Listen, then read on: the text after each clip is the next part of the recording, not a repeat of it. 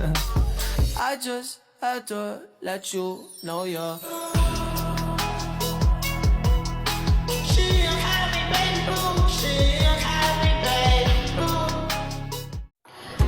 Assalamualaikum warahmatullahi wabarakatuh. Tabi pun.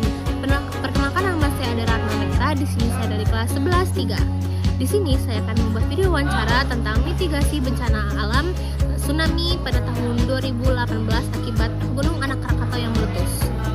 Jadi, pada tanggal 22 Desember 2018 terjadi tsunami di pesisir Banten akibat letusan anak Gunung Krakatau. Ini adalah kondisi sebelum terjadinya bencana tersebut. Desa di pesisir Banten sangat bersih dan asri. Jalanan bersih, banyaknya sawah-sawah hijau, dan banyaknya rumah-rumah yang masih berdiri kokoh. Tampak sangat indah saat sebelum terjadinya bencana tersebut.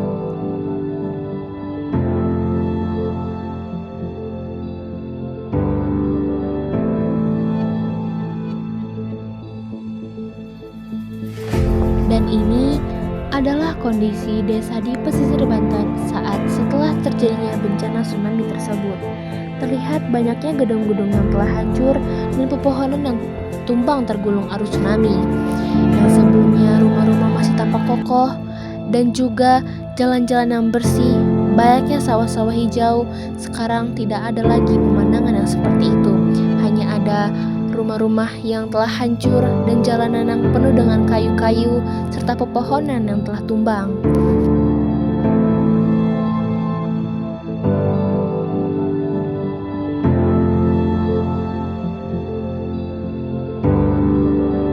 Ini adalah salah satu bukti yang ada ketika tsunami tersebut terjadi.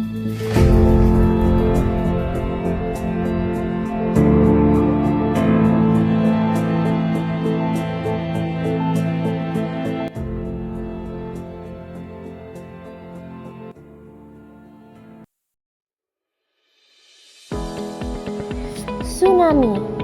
Kata tsunami berasal dari bahasa Jepang su yang berarti pelabuhan dan name yang berarti gelombang, sehingga secara umum diartikan sebagai gelombang atau ombak yang besar di pelabuhan. Tsunami dapat diartikan sebagai gelombang laut yang disebabkan oleh gempa bumi dengan pusat di bawah laut diikuti dengan dislokasi atau perpindahan massa tanah atau batuan yang sangat besar di bawah air, letusan gunung api bawah laut atau gunung api pulau, longsor di bawah laut, dan atau hantaman meteor di laut. Tanda-tanda akan terjadinya tsunami adalah pada umumnya di Indonesia didahului dengan gempa bumi besar dan susut laut. Terdapat selang waktu antara terjadinya gempa bumi sebagai sumber tsunami dengan waktu tiba tsunami di pantai. Di Indonesia, tsunami dapat terjadi dalam waktu kurang dari 40 menit setelah gempa bumi terjadi. Gelombang air laut datang secara mendadak dan berulang dengan energi yang sangat kuat. Gempa bumi di bawah laut penyebab tsunami memiliki kekuatan gempa atau magnitudo lebih besar dari 6,8, sekitar Richter dalam kedalaman pusat keempat tidak lebih dari 70 km dan pola patahan adalah sebesar naik turun. Upaya pengurangan risiko bencana tsunami dapat dilakukan dengan pembangunan sistem peringatan dini tsunami, pembangunan tempat evakuasi, atau shelter di sekitar daerah pemukiman. Pembangunan tembok penahan tsunami pada garis pantai yang beresiko penanaman mangrove serta lainnya di sepanjang garis pantai untuk meredam gaya air tsunami.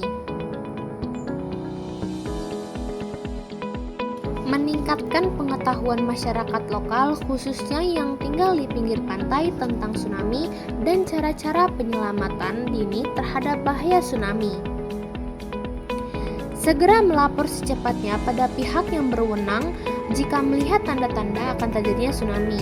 Segera naik ke tempat yang tinggi, pegunungan atau gedung yang tinggi jika melihat tanda-tanda akan terjadinya tsunami. Beritahu orang-orang sekitar dan ajak peserta ke tempat yang sangat tinggi. Jika sedang di dalam perahu atau kapal di tengah laut, jangan mendekat ke pantai, arahkan perahu ke laut. Gelombang pertama biasanya disusul gelombang berikutnya. Pastikan gelombang telah benar-benar merendah sebelum turun ke daerah rendah. Lakukan pertolongan pertama pada para korban. Kenali ancamannya dan kurangi resikonya. Selamat pagi Kak, terima kasih sudah bersedia meluangkan waktu untuk wawancara ini. Baik, sama-sama. Terima kasih juga dengan senang hati. Kita tahu bahwa pada 22 Desember 2018 terjadi tsunami di Selat Sunda akibat aktivitas anak Krakatau. Bisa dijelaskan secara singkat bagaimana peristiwa itu terjadi? Baik, bisa. Tsunami tersebut disebabkan oleh longsoran material dari tubuh gunung anak Krakatau ke laut setelah erupsi. Longsoran ini memicu gelombang tsunami besar tanpa dahului gempa tektonik, sehingga banyaknya masyarakat tidak mendapatkan peringatan dini. Apa yang menjadi tantangan utama dalam mitigasi bencana tsunami seperti kejadian tersebut? Tantangan utamanya itu adalah kurangnya sistem peringatan dini khusus untuk tsunami non-tektonik, seperti yang disebabkan oleh letusan gunung api atau longsoran bawah laut. Selain itu, keadaan masyarakat terhadap tanda-tanda bahaya juga masih perlu diingatkan. Langkah mitigasi apa saja yang seharusnya dilakukan untuk mengurangi dampak bencana seperti ini? Menurut saya itu ada beberapa langkah penting. Yang pertama adalah peringatan sistem peringatan dini yang mampu mendeteksi aktivitas vulkanik. Yang kedua adalah edukasi masyarakat mengenai jalur evakuasi dan tanda-tanda tsunami. Yang ketiga itu ada pembangunan infrastruktur evakuasi seperti tempat evakuasi sementara. Dan yang terakhir menurut saya adalah dengan cara simulasi bencana secara berkala agar masyarakat siap untuk menghadapi situasi daruratnya. Bagaimana peran masyarakat dalam mitigasi bencana tsunami? Peran masyarakat sangat penting. Mereka harus memahami resiko di wilayahnya, mengikuti pelatihan kebencanaan, dan selalu siap untuk evaluasi jika terjadi tanda bahaya. Kesadaran dan kesiagapan masyarakat terhadap menyelamatkan banyaknya nyawa. Apakah ada pelajaran penting yang bisa diambil dari peristiwa tsunami Selat Sunda 2018? Tentu, salah satu pelajaran penting adalah bahwa tsunami tidak selalu diawali dengan gempa. Oleh karena itu, sistem mitigasi harus lebih kompresif dan mencakup berbagai kemungkinan penyebab tsunami. Terakhir, apa pesan Ibu untuk masyarakat yang tinggal di daerah rawan tsunami? Untuk masyarakat yang tinggal di daerah rawan tsunami itu menurut saya harus selalu waspada, kenali jalur evakuasi, dan jangan panik saat terjadinya bencana. Ikut informasi resmi dari pihak berwenang dan utamakan keselamatan diri serta juga keluarga kalian semua. Terima kasih atas penjelasannya, Kak. Sama-sama, semoga bermanfaat ya. Tsunami merupakan salah satu bencana alam yang sangat berbahaya karena dapat terjadi secara tiba-tiba dan menimbulkan kerusakan besar serta banyaknya korban jiwa. Tsunami disebabkan oleh gempa bumi bawah laut, letusan gunung api, longsoran bawah laut, maupun jatuhnya meteor ke laut. Pada peristiwa 2018 di Selat Sunda, tsunami terjadi akibat aktivitas longsornya tubuh anak Krakatau ke laut sehingga memicu gelombang besar yang menghantam wilayah sekitar Selat Sunda. Peristiwa tersebut menunjukkan bahwa tsunami tidak selalu diawali oleh gempa bumi besar yang terasa oleh masyarakat. Kesiapsiagaan masyarakat menjadi faktor utama dalam menghadapi bencana tsunami. Saat terjadi tanda-tanda tsunami seperti gempa bumi besar, air laut surut secara tiba-tiba, atau terdengar suara gemuruh dari laut, masyarakat harus segera menuju ke tempat yang lebih tinggi tanpa menunggu peringatan lebih lanjut.